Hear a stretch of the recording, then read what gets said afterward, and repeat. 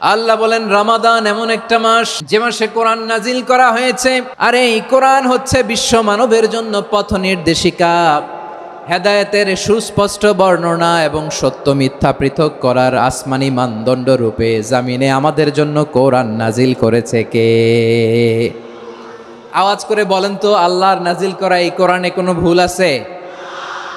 সবাই বলেন নাই। সবাই বললে এতটুকু আওয়াজ হয় আমি বিশ্বাস করি না। গলা ছেড়ে দিয়ে বলেন, আল্লাহর নাজিল করা এই সর্বশেষ আসমানি কিতাব আল কোরআনে কোনো ভুল আছে? সন্দেহ আছে? সংশয় আছে? বিয়ন্ডলেস, বাউন্ডলেস, বটমলেস এমন কিতাব যেটা পড়ে গবেষণা করে এর তথ্য উপাত্ত ইনফরমেশন লেসন নিয়ে শেষ করা যায় না। সুবহানাল্লাহ। আল্লাহ বলেন এই কোরআনকে আমি রমাদানে নাজিল করেছি, যেটা বিশ্ব মানবের জন্য পথ নির্দেশিকা। এতে আছে হেদায়েতের সুস্পষ্ট বর্ণনা আর সত্য মিথ্যা পার্থক্য করার মানদণ্ড, কোনটা সত্য কোনটা মিথ্যা এটা কোরআন দিয়ে ডিফারেন্সিয়েট করা যায়। কোরআন হচ্ছে ফুরকান, to differentiate between right and wrong. কোনটা সত্য কোনটা মিথ্যা, কোনটা ভুল কোনটা নির্ভুল, এটা কোরআন দিয়ে যাচাই করা যায়। চিল্লায় বলেন ঠিক কিনা? এজন্য এই কোরআন দিয়ে আমাদের জীবন সাজাতে হবে। কোরআন দিয়ে জীবন না সাজালে জীবন আলোকিত হয় না। কোরআন দিয়ে পরিবার না সাজালে পরিবার আলোকিত হয় না। কোরআন দিয়ে সমাজ না সাজালে সমাজটা শান্তিময় হয় না। শুধু দুর্নীতি দমন কমিশন দিয়ে দুর্নীতি বন্ধ করা যায় না। কোরআনের আইন বাস্তবায়ন করা ছাড়া এই সমাজ থেকে দুর্নীতি বন্ধ করা যাবে না। চিল্লায় বলো ঠিক কিনা? আমার প্রিয় ভাইয়েরা, এই কোরআন নাজিল হয়েছে রমাদান আল মুবারক, এই বরকতময় মাসে। তাই আমাদের উচিত এই মাসে আসন্ন যে রমাদান আল মুবারক, এই রমাদানে কোরআনের সাথে নিজেদের সম্পর্ককে বাড়ানো। আমরা কি আসন্ন রমাদানে কোরআনের সাথে আমাদের অ্যাটাচমেন্ট সম্পর্ক বাড়াতে চাই? চান সবাই? আপনি কি জানেন কোরআন নিয়ে কোন ফেরেশতা পৃথিবীতে এসেছিল? জানেন? ফেরেশতার নাম কি বলেন তো? জিবরিল আলাইহিস সালাম। একটু খেয়াল করে শুনেন, কান দুটো খরগোশের কানের মতো খাড়া করে আমার দিকে তাকান। সাইয়েদনা জিবরিল কোরআন নিয়ে এসেছেন, ফলে উনি হয়েছেন শ্রেষ্ঠ ফেরেশতা। বিশ্ব নবীর উপর কোরআন নাজিল হয়েছে, তাই তিনি হয়েছেন শ্রেষ্ঠ নবী।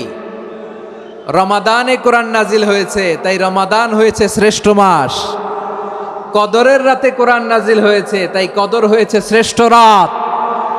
আমরাও যদি কোরআনের সাথে সম্পর্ক বাড়াই, আমাদের মর্যাদাও এরকম, আমাদেরকেও শ্রেষ্ঠ মানুষ বানায় দিবে কে?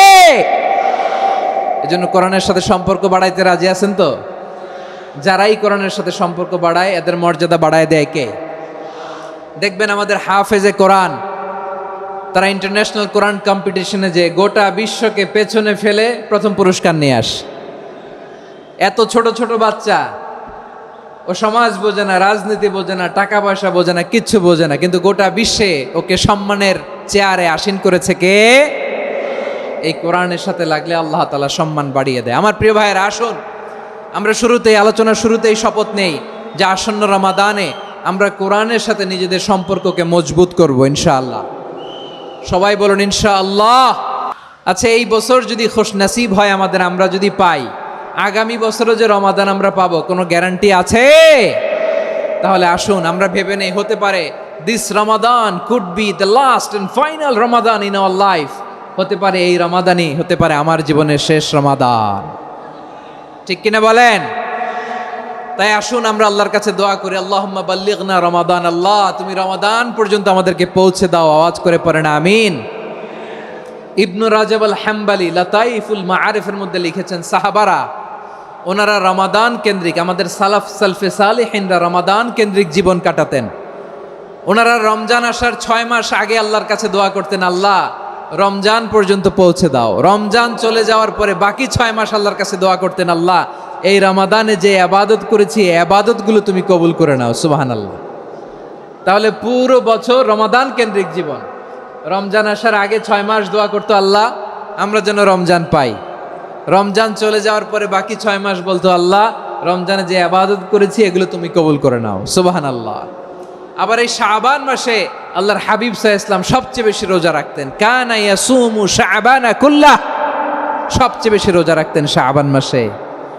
ওয়া কানা ইয়াসুমু শাবানা ইল্লা কালিলা, শাবানের অল্প কয়েকদিন ছাড়া পুরো শাবানটাই বিশ্বনবী রোজা রাখতেন। সুবহানাল্লাহ পড়েন।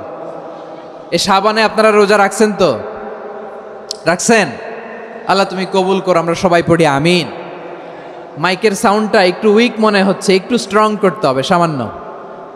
মাইক অপারেটর যিনি আছেন একটু স্ট্রং করবেন, আমার শাউট করে কথা বলা লাগতেছে, একটু স্ট্রং করবেন মেহেরবানি করে, মাইকের সাউন্ডটা একটু স্ট্রং করবেন। প্রিয় ভাইয়েরা, এই শাবান শেষে আমাদের মধ্যে আগমন করবে রমাদান, এবং এই রমাদানুল মুবারক আল্লাহ তাআলা আমাদের জন্য সিয়াম ফরজ করেছেন। কি ফরজ করেছেন?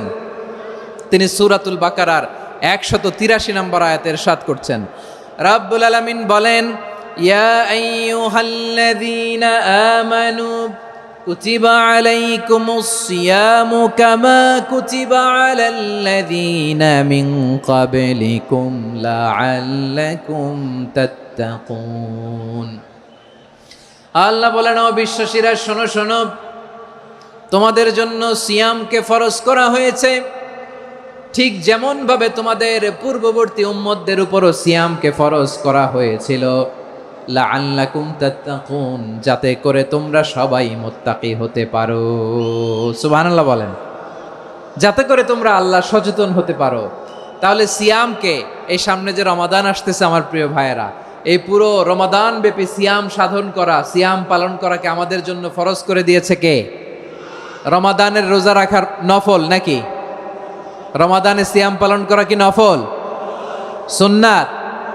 তাহলে কি ফরজ? আওয়াজ করে বলেন, রমাদানের রোজা রাখা কি ফরজ? এটা শুধু আমাদের উপরই ফরজ না, আমাদের আগে যত জাতিগোষ্ঠী এই পৃথিবীতে এসছে সবার উপরে সিয়াম পালনকে ফরজ করেছে কে? সবার উপরে আল্লাহ তাআলা সিয়াম পালনকে ফরজ করেছিলেন।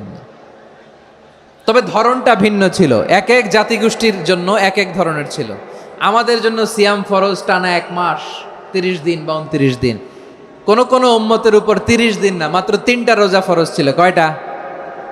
আওয়াজ করে বলেন। আপনাদের কি মনোযোগ আছে না গেছে? মনোযোগ আছে? তাকবীর পড়েন তো, লিল্লাহে তাকবীর। আমাদের 1 মাস সিয়াম ফরজ, পূর্ববর্তী অনেক উম্মতের উপর 1 মাস ছিল না, 3টা ফরজ ছিল। কয়টা? প্রতি মাসের 13, 14, 15 ফরজ ছিল তাদের জন্য। কারো জন্য শুধু একটা, আশুরার রোজা। কোন কোন উম্মতের জন্য 10টা। কোন কোন উম্মতের জন্য রোজা ফরজ ছিল মৌনতার রোজা, আরবিতে বলে সৌমুল ইনসাত, মানে সারাদিন খেতে পারবে, পান করতে পারবে, স্ত্রীর সাথে মেলামেশা করতে পারবে, কিন্তু কথা বলতে পারবে না। কথা বললেই তাদের রোজা ভেঙে যেত। পড়েন সুবহানাল্লাহ। কি অদ্ভুত ব্যাপার! মৌন সম্মতির রোজা। যেমনটি সাইয়্যিদাতুনা মারিয়াম আলাইহাস সালাম বলেছেন, ইন্নী নাযারতু লির-রাহমানি সাওমা ফালান উকাল্লিমাল ইয়াওমা ইনসিয়া। তিনি বলেছেন, আজকে আমি রহমানের জন্য, মানে আল্লাহর জন্য রোজা মানত করেছি, আজকে আমি কারোর সাথে কথা বলতে পারবো না। তো রোজা রাখলে কথা বলতে পারবে না কেন? কারণ ওই শরীয়তে রোজার বিধান ছিল সকাল থেকে সন্ধ্যা খেতে পারবেন, পান করতে পারবেন, কিন্তু কথা বলতে পারবেন না। কথা বললেই রোজা ভেঙে যেত। সুবহানাল্লাহ বলেন। তাহলে সব জাতিগোষ্ঠীর উপরে রোজা ফরজ ছিল, কিন্তু ধরনটা ভিন্ন ছিল। মজার ব্যাপার হচ্ছে, আপনি বর্তমানেও বিভিন্ন ধর্মের দিকে তাকান, বৌদ্ধ ধর্ম, হিন্দু ধর্ম, খ্রিস্ট ধর্ম, তাদের মধ্যেও রোজা আছে। ইংরেজরা, খ্রিস্টানরা এটাকে বলে ফাস্টিং। কি বলে? ফাস্টিং। আমাদের হিন্দু ভাইয়েরা বলে উপবাস। তারা কি বলে? উপবাস। আবার এখন আন্দোলনেরও একটা মাধ্যম হয়েছে এটা, না খেয়ে থাকা। এটারে বলে অনশন। এটারে কি বলে? অনশন ধর্মঘট। মানে আমাদের দাবি না মানলে আমরা খাবো না, রোজা রাখলাম। আছে না নাই? তারপরে আধুনিক বিজ্ঞান এটার একটা নাম দিয়েছে না খেয়ে থাকাকে, অটোফিজি। কি বলে? অটোফিজি। জাপানের এক চিকিৎসা বিজ্ঞানী এই অটোফিজির উপর গবেষণা করে সে নোবেল পেয়েছে।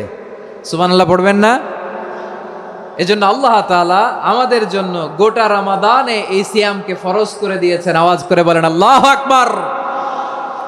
রাব্বুল আলামিন বলেন, ইয়া আইয়ুহাল্লাযীনা আমানু কুতিবা আলাইকুমুস সিয়াম। সিয়ামকে তোমাদের উপরে ফরজ করা হয়েছে, কামা কুতিবা আলাল্লাযীনা মিন ক্বাবলিকুম, যেমনি তোমাদের পূর্ববর্তীদের উপর রোজা ফরজ করা হয়েছিল, লাআল্লাকুম তাত্তাকুন, যাতে করে তোমরা আল্লাহ সচেতন হতে পারো, যাতে করে তোমরা